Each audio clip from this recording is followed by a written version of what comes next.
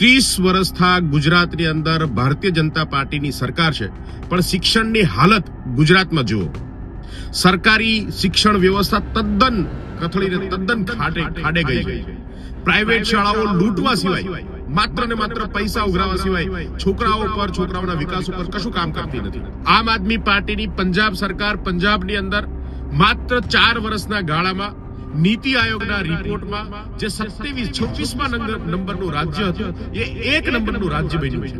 પણ આપણે જાણીએ છીએ કે ગુજરાતની અંદર માત્ર ને માત્ર ગુજરાતના લોકોને લૂંટવાનું, ગુજરાતના લોકોને ડરાવી ધમકાવીને પોતાની સત્તા કાયમ રાખવાનું કામ આ સરકારે કર્યું છે.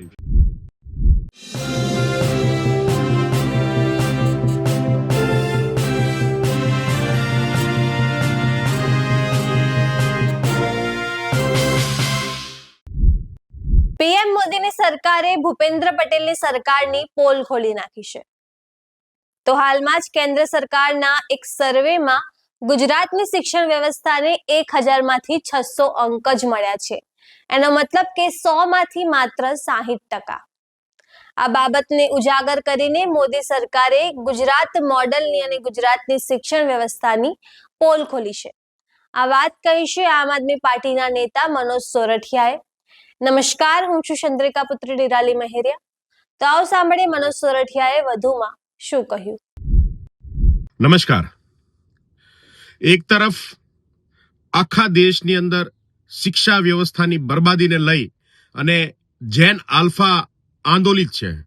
જેન જી યુવાનો પણ દેશની અંદર શિક્ષા વ્યવસ્થાને લઈને ચિંતામાં છે.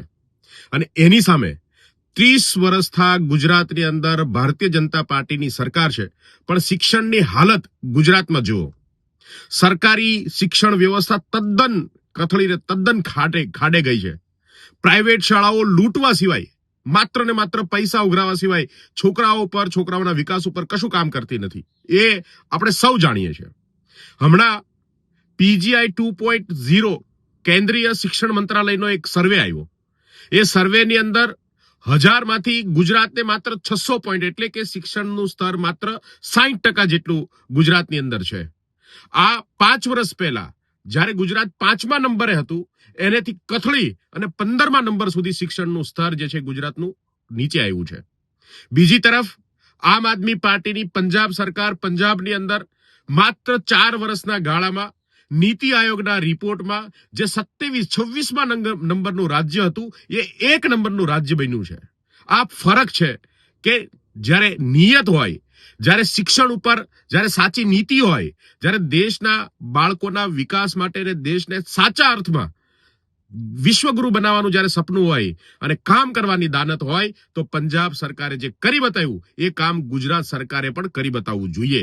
પણ આપણે જાણીએ છીએ કે ગુજરાતની અંદર માત્ર ને માત્ર ગુજરાતના લોકોને લૂંટવાનું, ગુજરાતના લોકોને ડરાવી ધમકાવીને પોતાની સત્તા કાયમ રાખવાનું કામ આ સરકારે કર્યું છે. હમણાં થોડા દિવસ પહેલા આપણે ડ્રોપ આઉટ રેશિયો પણ જોયો કે 12મા ધોરણ સુધી જ્યારે પહોંચે છે બાળક, ત્યારે શિક્ષણ છોડી દે છે. આ પણ આપણે બધાએ જોયું છે. તો આ સ્થિતિ ગુજરાત માટે ગંભીર સ્થિતિ છે. ભારતીય જનતા પાર્ટીને સત્તાનો નશો છે અને એટલે એણે શિક્ષણ વ્યવસ્થાનું જે પહેલું કામ, જે ગુજરાતમાં સૌથી મોટું ખરાબ કામ અને સૌથી મોટું પાપ કર્યું છે, એ ગુજરાતના બાળકોની શિક્ષણ વ્યવસ્થા જે છે એ શિક્ષણ છીનવવાનું કામ કર્યું છે. અને મને એવું લાગે છે કે આ ઘોર પાપ છે અને આ ઘોર પાપ માફ ના કરી શકાય. જય હિન્દ, જય ભારત, જય જય ગરવી ગુજરાત. તો જેમ તમે મનોજ સોરઠિયાની વાત સાંભળી, તમે તેમની વાતથી કેટલા સહેમત છો અને આ વિશે શું વિચારો છો, અમને જરૂરથી કમેન્ટ કરીને જણાવજો. એ સિવાય તમે અમને અમારા ફેસબુક અને ઇન્સ્ટાગ્રામ પર પણ ફોલો કરી શકો છો. અત્યાર માટે બસ આટલું જ. ધન્યવાદ.